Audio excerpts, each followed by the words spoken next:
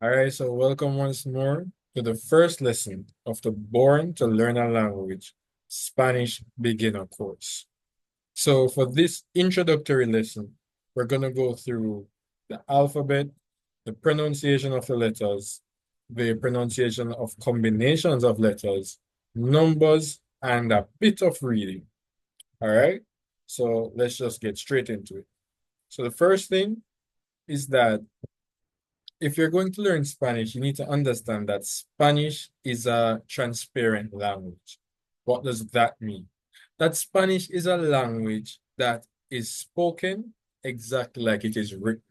This is very different from the English language because, as we know, as English speakers, you have certain letter combinations that may produce a completely different sound based on the combination as compared to each individual letter. So the most glaring example would be the PH. PH gives you an F sound, but H, H. So it doesn't make any sense, but those are some of the rules in the English language. In Spanish, however, that is not very common. You do have certain rules as it relates to certain letter combinations. All right. So let's get straight into it. So Spanish has 27 letters. So A, that is A. So when I'm saying the pronunciation, this is how the letter names are called in Spanish. So you would say in English A, and then the sound of the letter is A. In Spanish, it's actually just one. So it's A, B, C, D, E, F, G, H, I, J, K, L, M, N, Ny, O, P, Q, R, S, T, U, B, W, or W, X, Y, or Y, Z. So those are the letters in the Spanish alphabet. So let's go over it one more time. All right. So A in Spanish, A. B, B. C, C. D, D. E, E. F, F. G, G. H, H. I, I. J, J. K, K. L, L. M, M. Then you have N, N. Then you have N with the tilde over it, which is Ny. O, O, P, P, Q, Q, R, R. The R in Spanish is also pronounced differently. That's one of the main differences. That's how a native speaker can quickly identify uh, an English speaker from a native Spanish speaker. Because when we pronounce the R, if you, for example, try to say the word run, you'll notice that your tongue is in the middle of your mouth. But for them, when they pronounce the R, their tongue actually touches the top of their mouth. So it gives like a soft B sound. So it's not R, but R, re, R. Understand? So then you have S, S, T, T, U, U, V, B, W, W, or W, X, X, Y, Y, or Y, Z, Z. And then you have 5 vowels in Spanish. Vowels in Spanish are very, very important because most of the words are based around the sounds of the vowels, right? So the consonants are more like supporting characters in Spanish. The vowels have very distinct sounds and can be changed whether or not there's an accent over the vowel. So let's look at the five vowels. So you have A, which is A, E, which is E, I, which is I, O, which is O, U, which is U. So let's look at these five words with each vowel. So you have casa, which is house, casa. Mesa, table, mesa. Libro, book, libro. Rojo, red, rojo. Then you have luz with the U, luz. So you have the A, E, I, O, U, rojo. Casa, mesa, libro, rojo, luz. All right, so let's continue. So now we come to common letter combinations and pronunciations. So these are some of the common letter combinations and pronunciations in Spanish.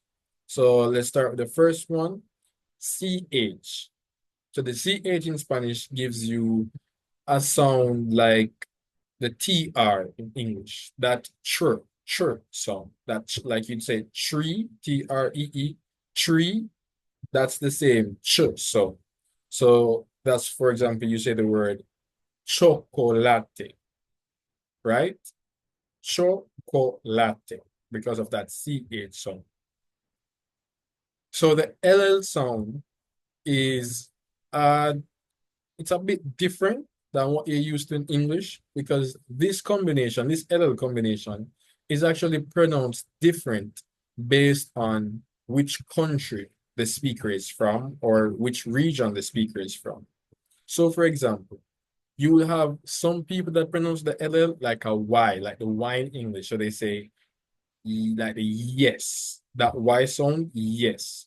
You have another set who pronounce it like SH. So it's like the sh sound. Then you have another set that pronounce it like a soft J. So it's like a J sound. So those are three different pronunciations for this double L, and it's all based on the region. So for example, a word like llamar,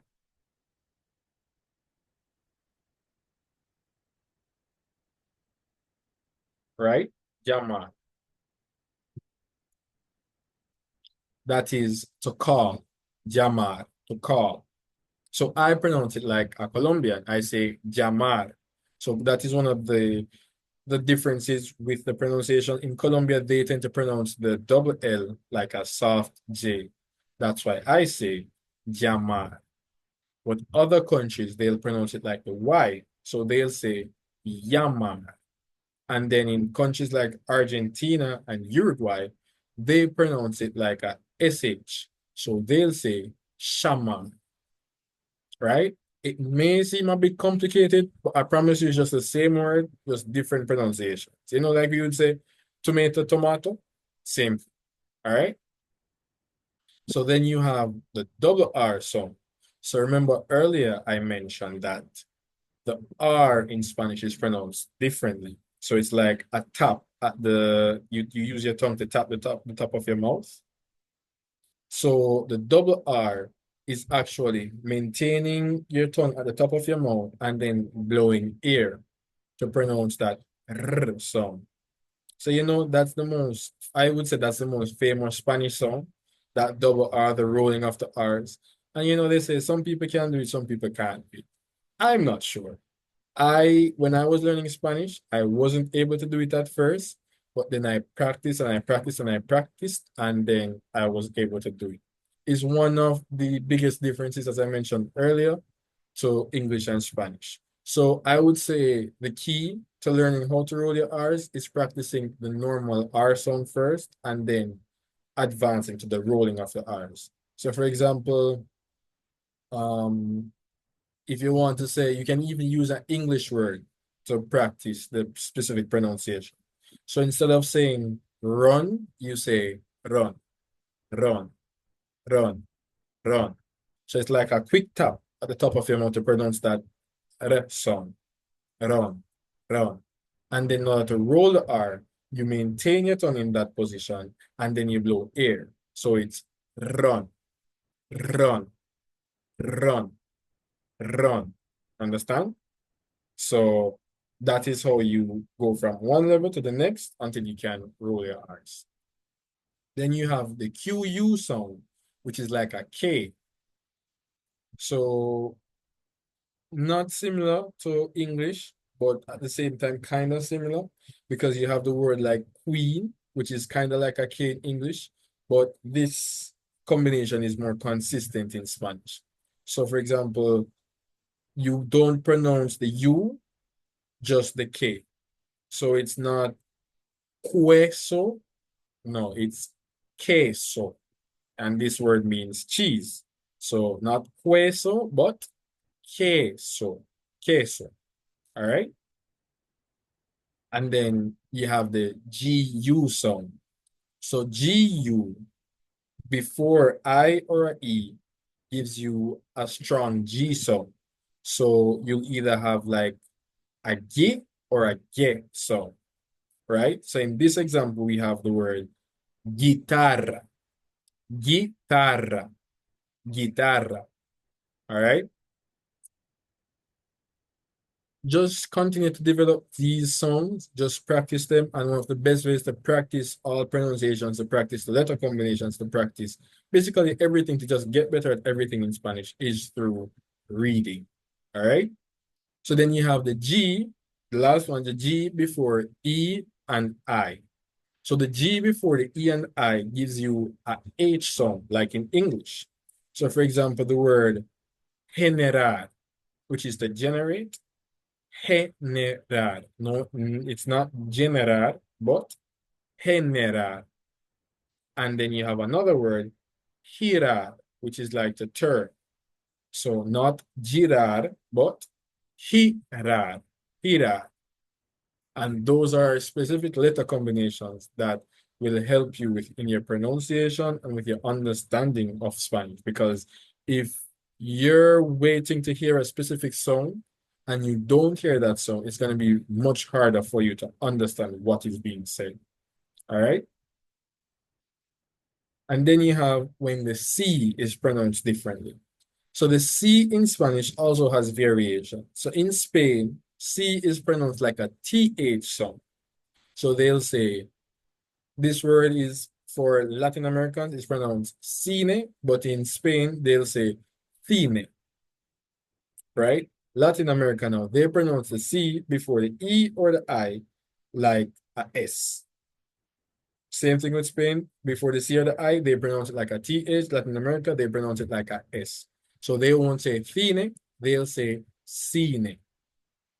All right. And then before A, O, or U, the C is pronounced like a K in English. So that's why the word that we spoke about earlier for house, casa, you know that famous Spanish saying, mi casa, tu casa, right? So casa, like a K, casa, casa. And now we go down to accent and tilde rules, stress rules. So words ending in A, E, I, O, U, and S are stressed on the second to last syllable. So the penultimate syllable is the syllable that is stressed with words that end with these endings. What you will find, however, is that the majority of the words in Spanish tend to have these endings. So I would say this would be the general rule, and then you have exceptions to that rule. So for example, the word mesa, so the ME would be the second to last syllable and the SA being the last syllable. So the emphasis would be on the ME. The same thing applies for casa. So that's why you go high and then you come down on the second part. So you say casa, casa, mesa, mesa, because that's where the emphasis goes. Words ending in any other consonant are stressed on the last syllable. For example, the word reloj, reloj, reloj. So re would be the first syllable and then lo the second syllable. So you start down here, then you ascend. Reloj, reloj, reloj. All right. Accent marks and tildes are used to break the normal stress rules. So when you see an accent mark over a specific letter, that is just telling you that the stress needs to be over that specific letter. So we have the example here. By the way, mesa, table, reloj, watch, or clock. All right. So the accents are used to break the normal rule. So this word is for telephone, as you can see the resemblance. But if it was to follow the normal rules, the general rules in Spanish, it would be pronounced as teléfono. But it is not pronounced like that because the accent is actually over the second E in the word. So it's not telephone, but it's teléfono. So anywhere you see the accents, just pay specific attention to those words because it is indicative. The accent is indicative that there is a specific rule for the pronunciation of this word. Follow the accents. The accents are there to guide you with your pronunciation, right? So not telefono, but teléfono.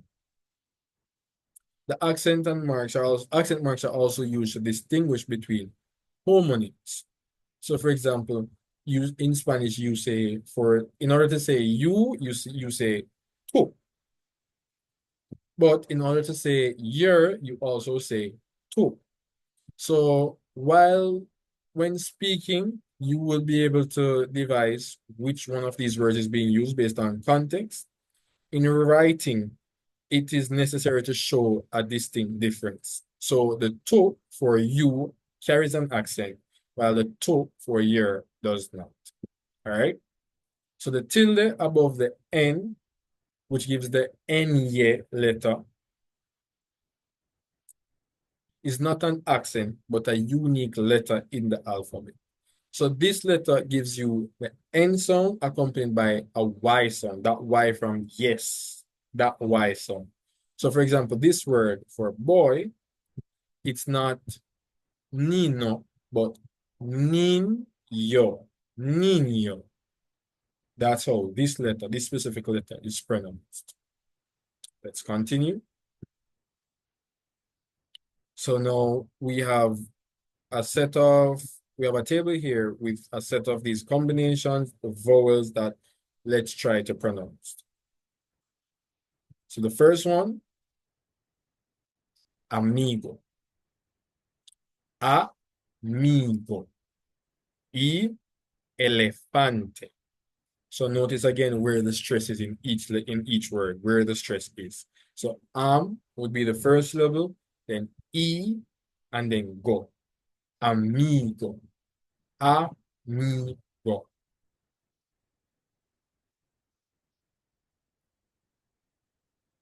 So then now we have here an alphabet table with the vowels and a few of the letter combinations to help show the stress in each word and to help with the pronunciation of the letters. So you know you can repeat after me.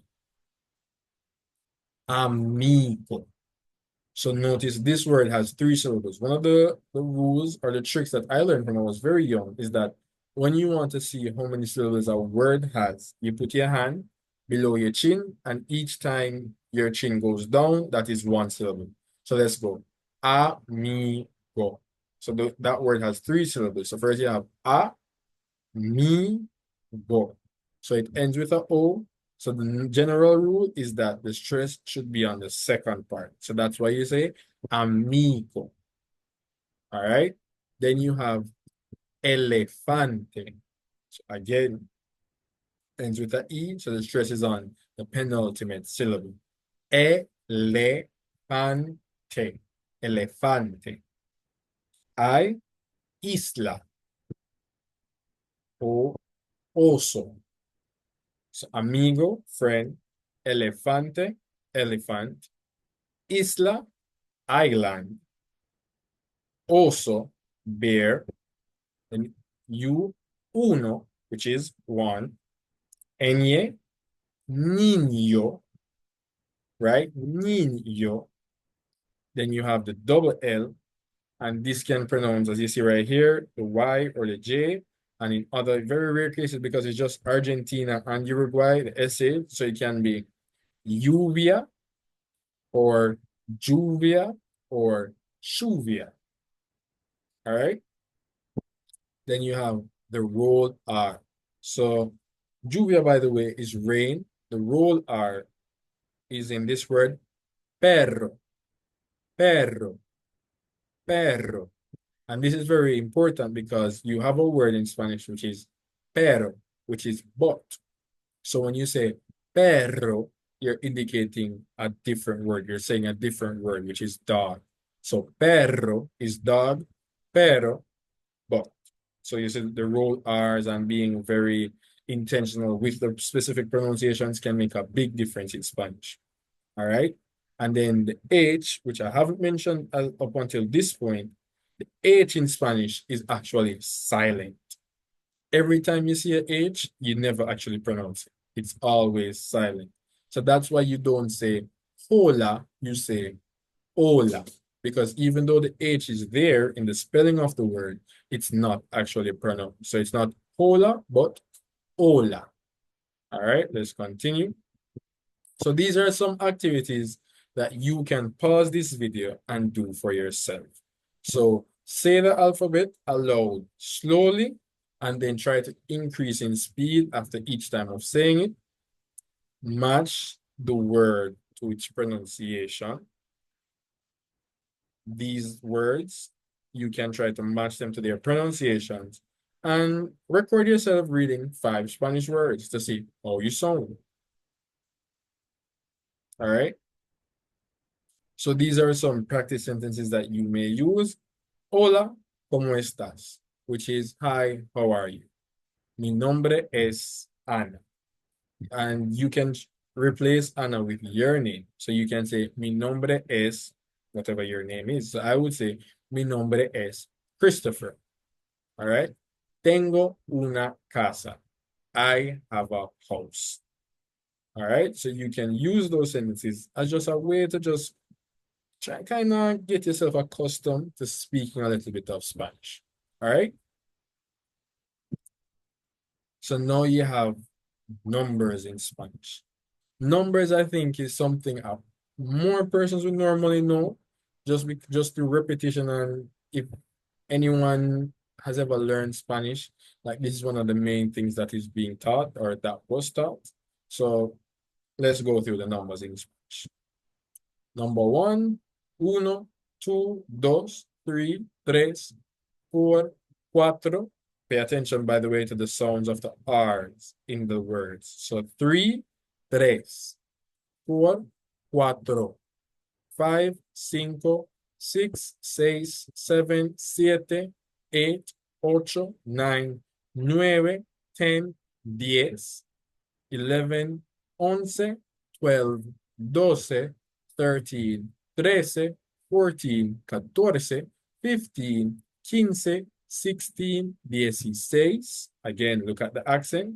So the emphasis is over that E. So 16, 17, 17, 18, 18, 19, 19, 20, 20. And by the way, the V as well can be pronounced like a B or a V, again, based on the region.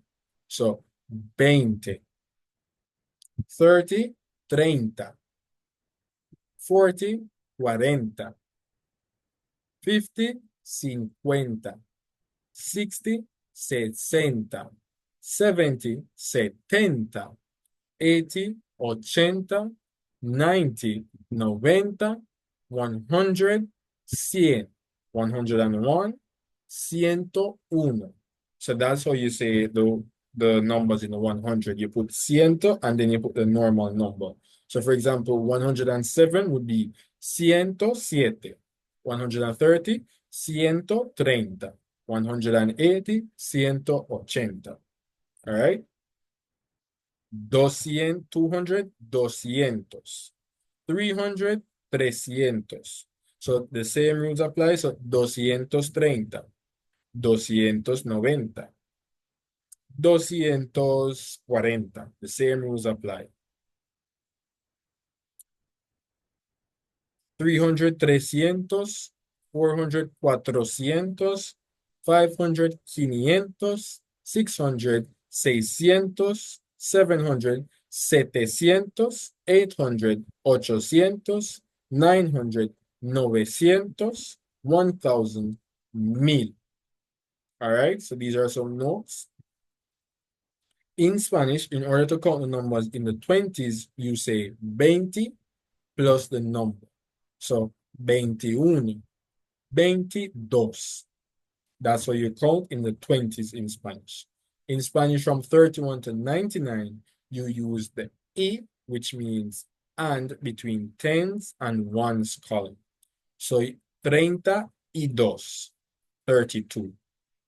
So instead of using the E in the hundreds, you use ciento.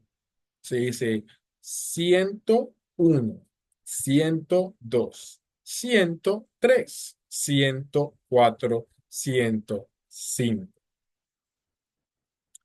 500 and 700 are irregular. Watch the spelling and the pronunciation. And if I am going too fast, please remember this is a video. If there is something that you would want to check over, if you're not really clear on, you can always pause, go back, and listen again. All right. And if you have bought this course, I'm also available to answer any questions you may have. And you are more than welcome to join my Spanish classes on Mondays and Tuesdays at 5:30 and 7:30 p.m. Thank you. So let's continue. All hundreds, 200 to 900, are plural and match gender when used with nouns. So this is something that we'll get into further along in the course. Spanish is different, okay? Not harder, not more difficult than English. It is different. So you'll have to learn this as well. So in Spanish, the comma is used as a decimal point and the period is used to separate the thousands. So, you know, in English, in order to write 12,000, we would put 1, 2, then a comma, then 3 zeros. In Spanish, they put 1, 2, and the period, then 3 zeros. And then in English, you know, in order to write a decimal, we would put 3, then the point, 1, 4. In Spanish, they put 3, comma, 1, 4. So these are some examples of numbers. So you can just write random numbers and see how would these numbers be said in Spanish. You can, it's something good for you to practice understanding numbers, practice hearing the numbers, because I think it is something that we take for granted in our native language, like how different it is trying to understand when someone is speaking about numbers in a foreign language, because you are just not used to hearing those specific numbers. All right. So this 1.345.600. So this number it would be said as 1.345.600. All right. So 1,000,000 as 1,000,000. 345,000. 345,600, 600. So this number now, 587,000. So 587,932. 932. This number now, which is 25,010, 25,010. 25,010. All right.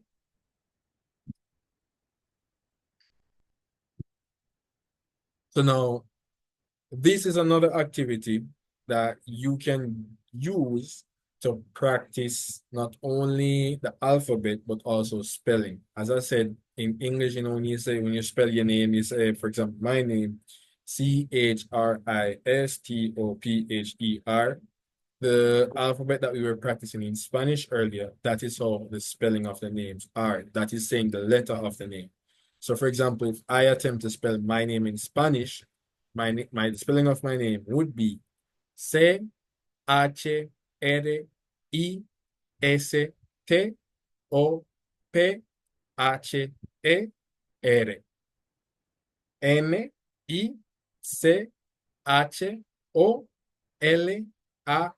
Nichholas. So now I would like you to pause the video and try to spell all of these words right here. All right? And now I will spell them so you can know whether or not you were correct or you made a slight error. So, el elephant, E-L-E-F-A-N-T-E.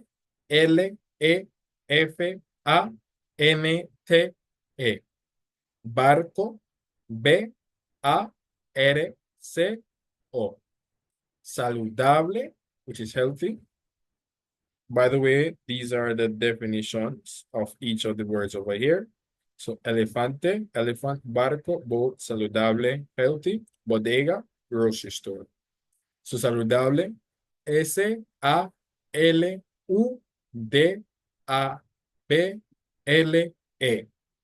Bodega, B-O-D-E-G-A.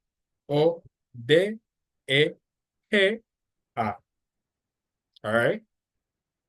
And now we're at the last part of the first lesson, which is our pronunciation practice.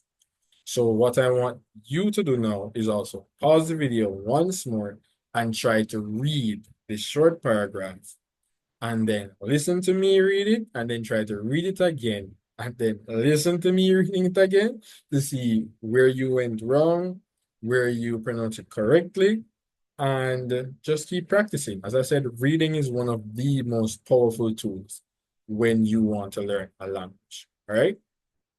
So let's begin.